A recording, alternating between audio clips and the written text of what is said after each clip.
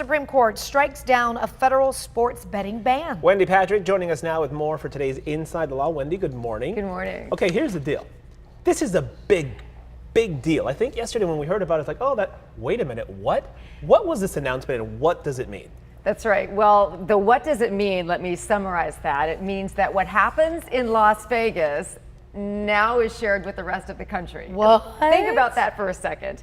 Las Vegas, Nevada in general, Sure. as a state, was the only state where you could legally bet as much as you wanted on chance and on skill, however you want to do it, on sports. Now, the federal ban is no longer in play. What that means is states are free to regulate sports betting in their states. Now, here's what it doesn't mean. It doesn't mean that on the next break, Raul, you can pull out your iPhone and make a bet, because each individual state has to come up with its own rules. Right. But it means that they now can do that. Now, the biggest change is going to be we are now looking to legalize and supervise, because people are in front of their sets this morning saying, wait a minute, weren't we already doing this?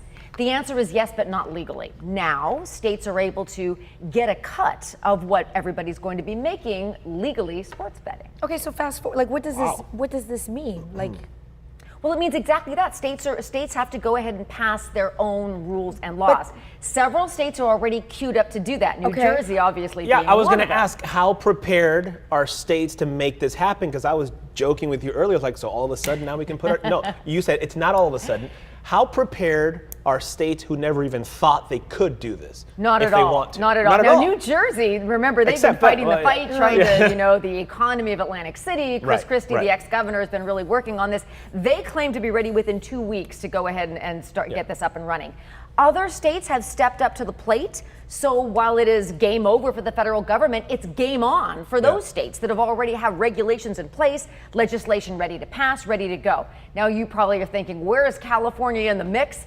Maybe within the next 5 years, but remember, our state is complicated by the fact that there's tribal land gaming, and there are other things that aren't present in states that are already have legislation passed, ready to go.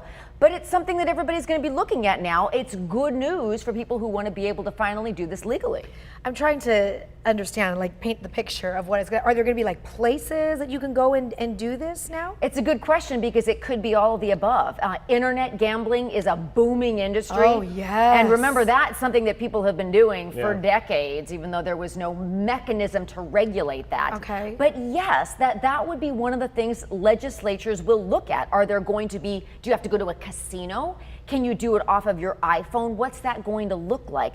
It's a complicated question, and part of the pushback when this lawsuit was making its way to the Supreme Court was exactly your excellent question, Shali. What is this going to look like? And are we going to have 50 different types of laws, each state getting to decide for themselves? Or is there going to be some sort of a national, federal, consistent regulation?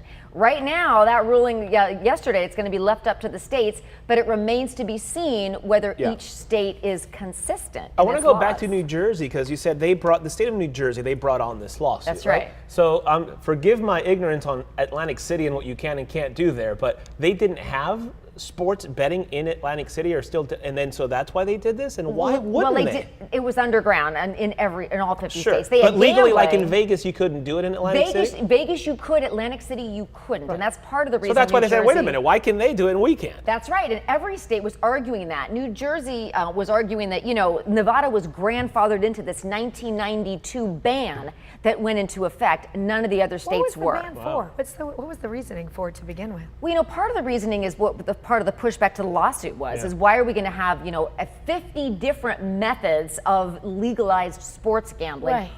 But now that's exactly what we're going to have once this rolls out in all 50 states. So more good work, news. Good more news. work for lawyers to figure out the. Here's a little twist. Define what a sport is now. Oh, good Isn't one. You know what I'm saying? Good? Yeah. Because like Everything Christy that doesn't think golf is a sport.